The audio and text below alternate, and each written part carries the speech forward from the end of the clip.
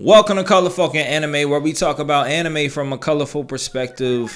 It's your host, Lance, and I'm with my good homie, Jordan. Yo. And we are here to talk about none other than, in my opinion, the greatest anime to grace anime, Bleach.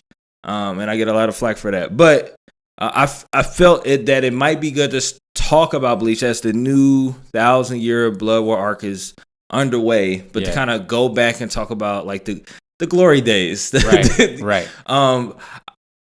When did you start watching Bleach? Because I'll share like me. I kind of stumbled upon like Bleach as I was like going through tons of other anime in college, and then I don't even know how, because I know it came out on Toonami or whatever. Mm-hmm.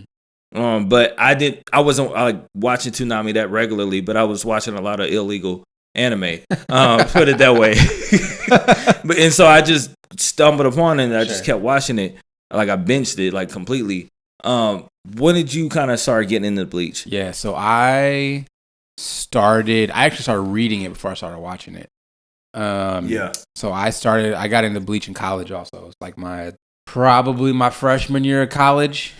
I had some dudes that I was cool with, and a couple of the guys listening to the podcast, Freeman and Deuce, couple of these dudes that are in our groups on Facebook and Discord, and they got me into Bleach because, you know, there was them and a couple other dudes, Devon and some other guys that would like they'd be talking about like Bleach, and they were talking about, oh, the captain's this, and the hollow's that, and all this and this and this, and I'm like, man, what are y'all talking about?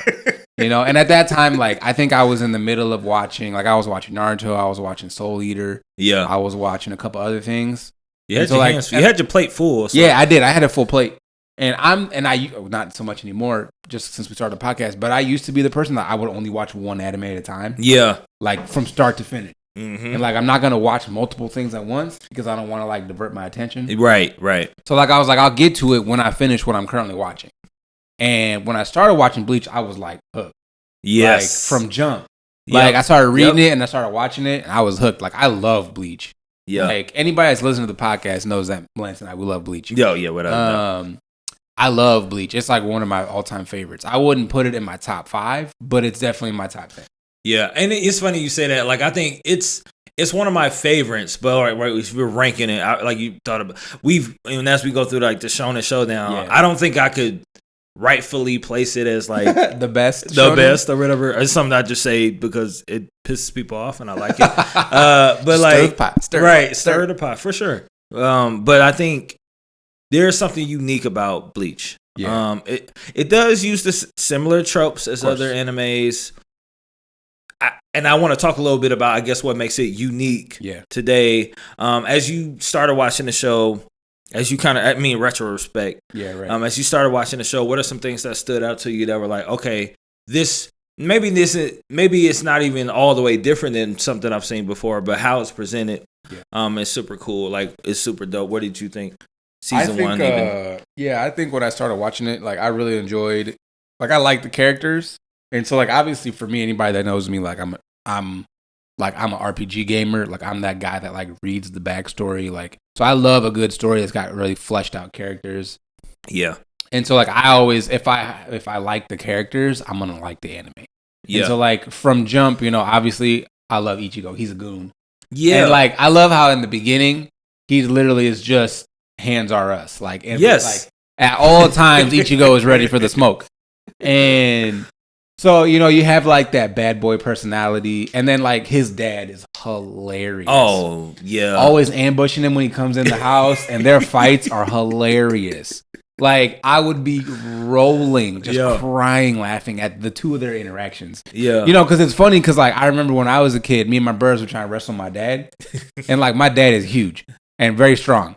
And has military training. And so, like, kind of like Ichigo's dad. Right. And sounds familiar. Spoiler alert.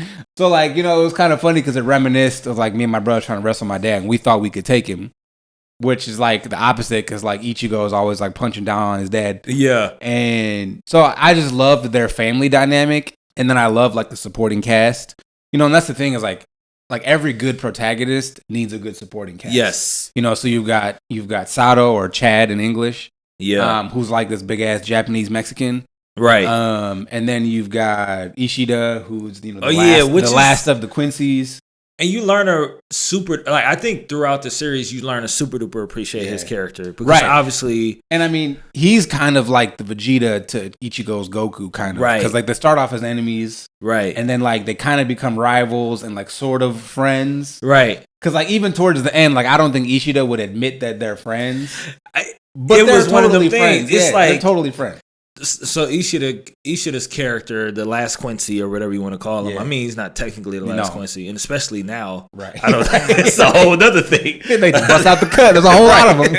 That's I guess for the next episode. But I think the one thing about his character is that they do a really good job of depicting him cloaking his like role and his duty for sure. But he's lonely. Like he's like, yo, I want, like, he won't say it, but he wants friends. He wants adventure, which is why, he goes with them to invade the Soul Society, even though he says, I'm not gonna do that. That's not what I want to do. But like you see him start to break down over time. And you also see him start to appreciate Ichigo's like power level, like where he's headed and stuff like that because of what he has to face up against and stuff like that, which is makes a good for sure. And I think he's like your classic like rival character. Like every good protagonist needs one. Goku's got Vegeta.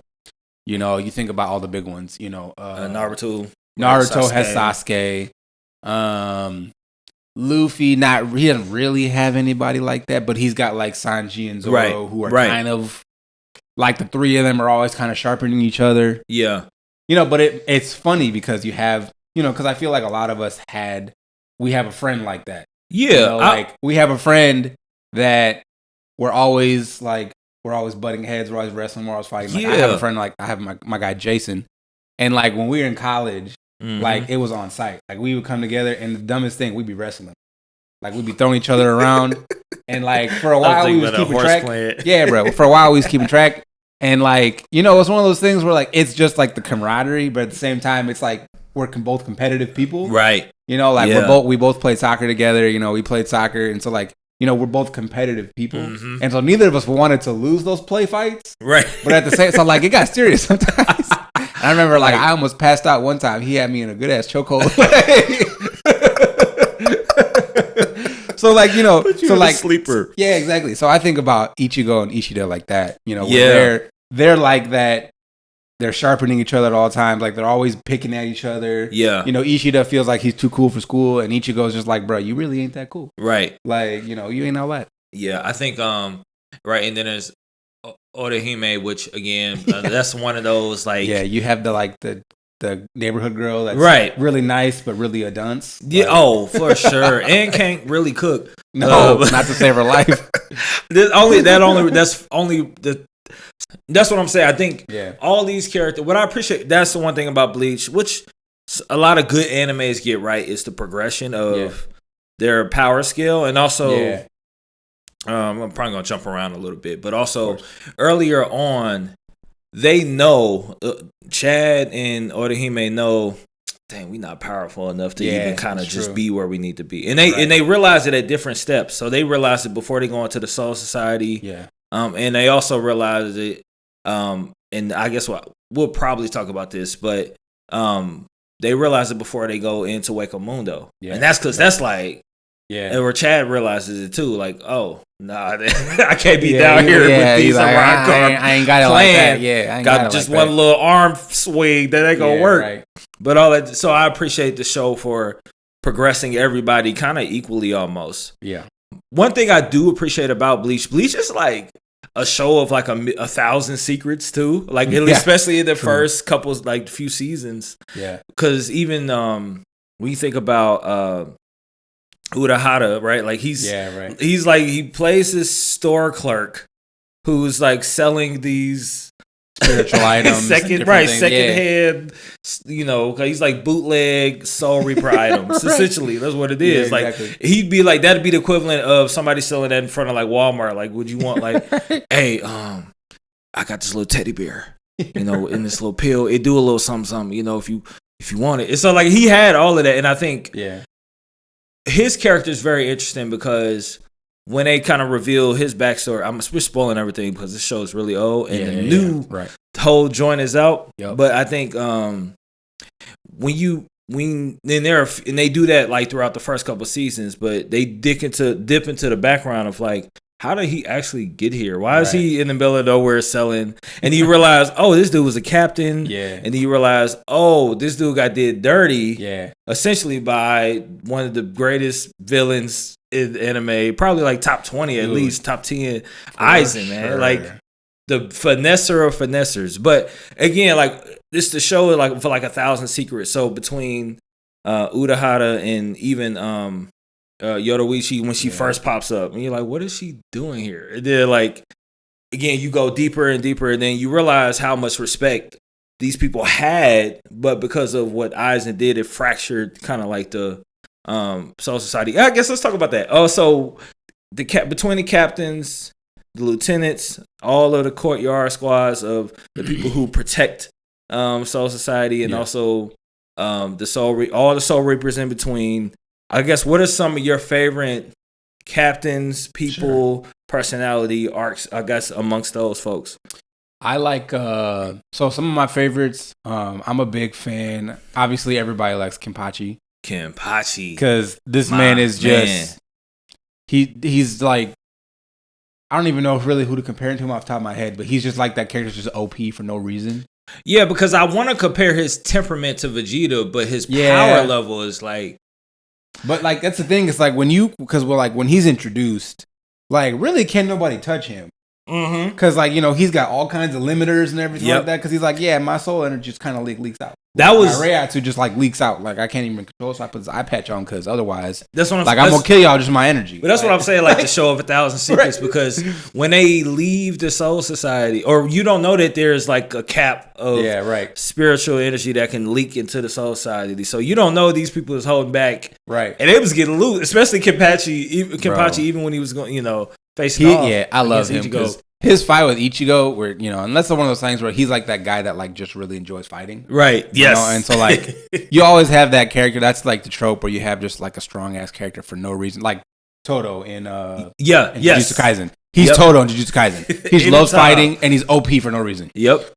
And so I love Kenpachi.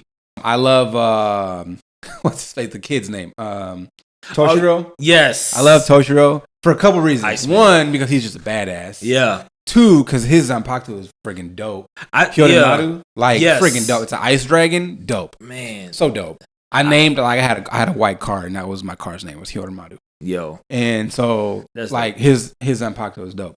And then his relationship with Matsumoto, his lieutenant, his vice captain is hilarious. It's all because it's almost like. It is like big bro, little sister, sort of, but except opposite. She's older, right? Exactly, right? And she's like super immature, like is always getting on his nerves, right? But like low key, she's good in a fight, and he's like, I mean, you're sort of dependable, right? And of course, I mean, plot. So of course, and it's funny because that is like every anime created in that time period. But I think exactly right, like you know what I mean, like all the ones they're creating that same time period. Anyways, I think I do appreciate. So I would say Ishida doesn't match Ichigo power wise, but I think a cool also the companion character that's the rival Byakuya who. You talking about the captain or the vice captain? The one that he's Renji, the one he's always fighting with the red. No, not Renji. Oh, but Rukia's brother, Sasuke. That's what I'm saying. He's the Sasuke in this case. He's literally Sasuke. Like he looks like Sasuke. He got the same temperament. Like he's always like cold. And he never. What I appreciate about him, I love a hater. Like I love a hater character. He never gives respect to Ichigo throughout the whole show. Like, mind you, Ichigo done powered up 1,000,000 times over. Like, by the end of the entire kind of first, right before full bring, this guy's like, he does things that they have never seen people do with a Bankai, with, having this whole kind of hollow, even transformation. Even out of the what's the other crew? Is it the Shark? Wait, what are they called? Which one? The one that used their hollow mask, kind of like outwardly. Oh, like the Espadas, the Iron Card. No, not them. Which one? You're talking about the Vicereds. Yeah, the ex-captains, the vice captains. Yeah. The Vicereds. Yeah. Which he does all of that just for Byakuya to be like, nah, it's not gonna do. Right? He was like, wait, what? Not impressed. It's like, nigga, you lost. Right. I'm like, how you lose the fight and act like you're not impressed by their power level? Come on. That's what I'm saying. I love a hater. I love. Like I'm like, this is gonna be eternal hate, like forever. That's like you get beat up in the street and then you talk stuff afterwards, like, oh, you're not even that strong. Like, nigga, you lost. Right. What are you talking about? Like, it was fair and square. What are you talking about? Like, you could come to school the next day, like, yeah, that didn't even hurt. Right. No, yeah, Byakuya has a hater, but he's also like that too cool for school character. Where like, you need. He just you always need one because.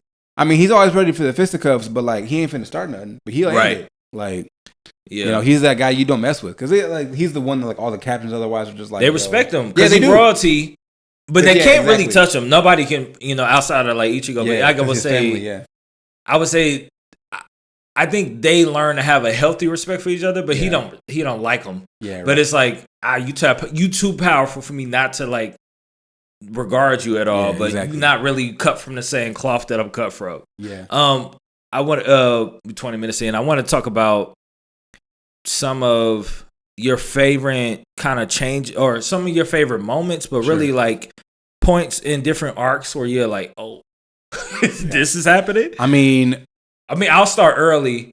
I think when Ichigo breaks the little execution block to save Rukia, and that's supposed to be like one of the most powerful. It's a Zanpakuto, but it's supposed to be one of the most powerful. And he's like, nah.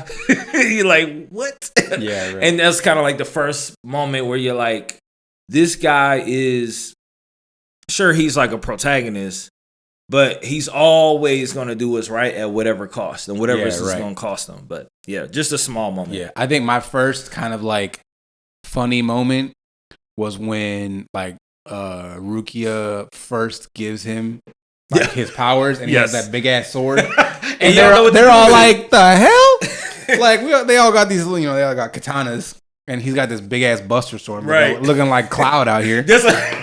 I'm like, bruh, you better put that damn thing away. You gonna hurt somebody and yourself. Just swinging a damn building around, like, come on, bruh. So and he's always got some like abnormally big ass sword. Yes. Like even in the new season, he's got a big ass sword. Yeah. It's like it's always some giant like horse cleaving sword he's got. And it's funny is because it doesn't have to be right because when you see it through the show, when you see him kind of progress his Bankai, it's like, oh, this ain't really.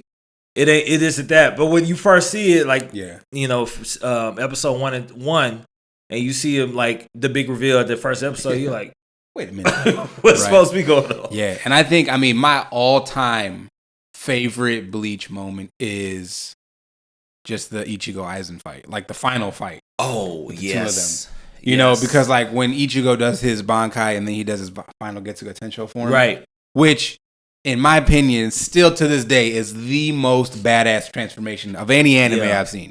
Like it's like because I think because it cost him something. And it's one of those like I love when stories they involve it costing somebody their power or they might just like self-sacrifice because of the stakes. And so it wasn't like. And I like how, like, his Zanpakuto, as he's like, if it manifests, he's like, yo, like, I'm not really trying to teach you this. Because, like, if I teach you this, we're done. Then it's a wrap here. Like, and so I think, also on top of that, I think so I agree with you. I think that was one of the best kind of transformational moments. But also because it was like, man, we just seen him do one of the coldest things, and that might be it. Forever. One of my favorite moments is his inner kind of. First of all, when the Hollow and him takes over, and so and the Hollow in him doesn't have like a name, I don't think, throughout the whole series, but like I think they call him like Evil Ichigo or whatever the subtitles. But like because they don't know, like he doesn't have a name even in the manga, I don't think. But when he takes over when they're in Hueco Mundo against what's my man? Yes. And that was like, it was scary because I'm like, this dude, he won't be stopped. Like if he stays in his form, he won't be stopped. But in that same sense, obviously he becomes a danger and a risk to other people. But then it was kind of like at that moment you realize like this dude, if he can harness this in some way, it's a wrap for everybody. Period. Yeah. Like Ichigo's that guy. Yeah.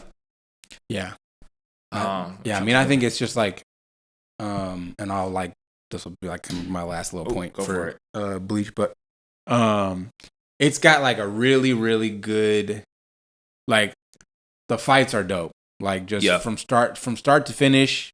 All of them too. Pretty like much all even between the captains and other people, like the Viceroy fights were dope. The Espada fights were dope. Yeah. You know, even for the 1,000-Year Blood War, like the Quincy fights were dope. Yeah. Like there really wasn't any like bad fights where I was like, yo, this is like stupid. Yeah. Like except for maybe the Bound Arc. And the Full Brain, which which is just weird. Which is funny. Go ahead. I was like, which is funny because like I think the arcs that people like the least were not actually in the manga. Yeah, the filler arcs. Yeah, and I think and what we'll talk about it in the next episode, but it's also like funny how and I see exactly where they're going with the new arc, but it's like it's funny how like they're not going to reference them at all. Like those arcs. They're not gonna be we're not gonna touch them, not gonna be talked about, but yeah. Other than that, I can't brag on the show enough. I'll try to put clips in here, like as we of the moments that we talked about. Yeah. Just because it's such a it's a special show. Yeah. The new arc is out. Yeah. We're gonna give our first impressions on that as well. But otherwise, y'all stay colorful. Peace.